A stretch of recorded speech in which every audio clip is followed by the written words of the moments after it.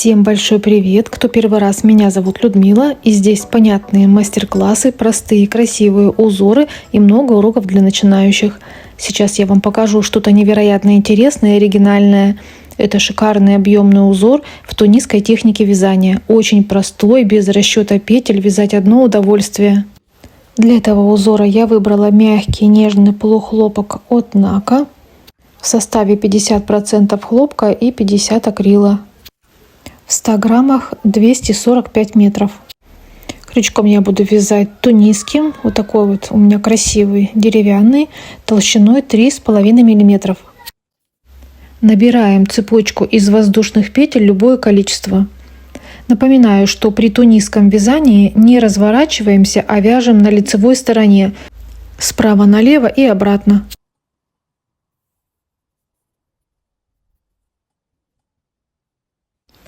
В первом ряду заводим крючок в каждую петлю, вытягиваем рабочую нить и оставляем на крючке. И таким образом провязываем до конца ряда.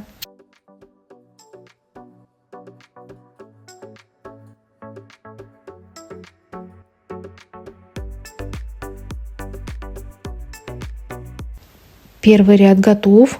Переходим во второй. И он у нас будет на протяжении всего вязания повторяться.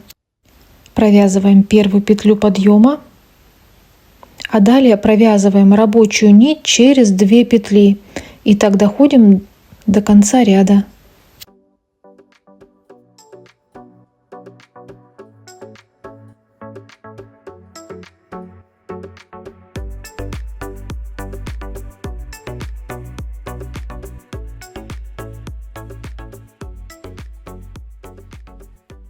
Закончили второй ряд. Третий ряд вяжем справа налево. Опять петли вытягиваем и оставляем на крючке.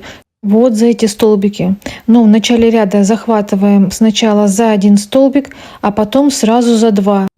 То есть через 2 столбика протягиваем рабочую нить и оставляем на крючке. Вот так. И добавляем накид. То есть восполняем 2 столбика вместе накид, 2 вместе накид. Для удобства накиды можно придерживать аккуратно пальчиком, чтобы не соскользнули с крючка. И так доходим до конца ряда.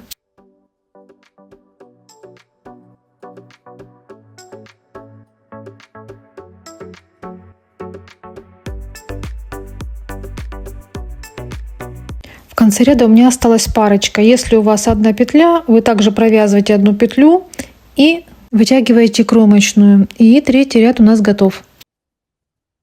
Ну а в четвертом ряду все понятно. Закрываем петельки слева направо.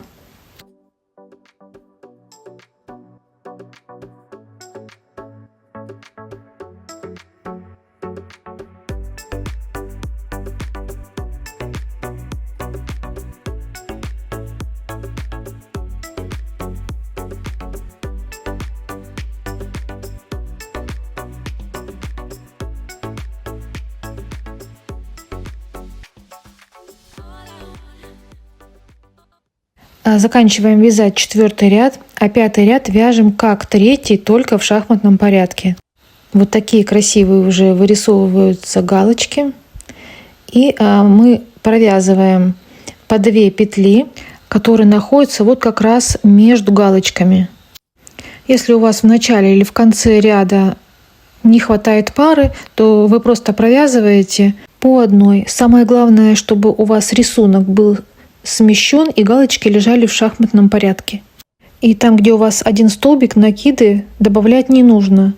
Добавляем только там, где мы провязываем по 2 столбика.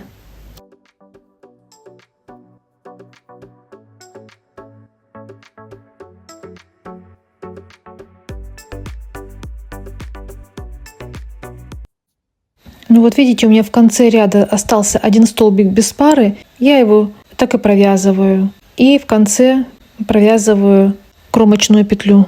Посмотрите, провязала только первый раппорт, а уже какая красота получается. Далее 6-й ряд мы возвращаемся, провязываем слева направо, закрываем петельки и далее повторяем вывязывать раппорт с 3 по 6 ряд. Узор у вас получится пышным и воздушным, если вязать свободно. Самое главное, следите за натяжением нити. Чтобы плотность была одинаковая, тогда галочки будут ровными, красивыми и объемными.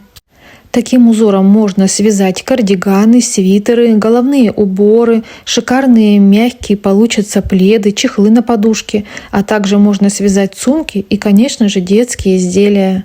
Приглашаю вас на другие площадки, ссылки оставлю под видео. Очень активно работаю в группе в ВК. Каждый день новые видео, посты с интересными идеями, с полезными советами, много фотографий и рекомендаций. В группе ВКонтакте есть то, чего вы не найдете ни на одной площадке. Жду вас в гости. Всем мира, добра и хорошего настроения. До новых встреч. Пока-пока.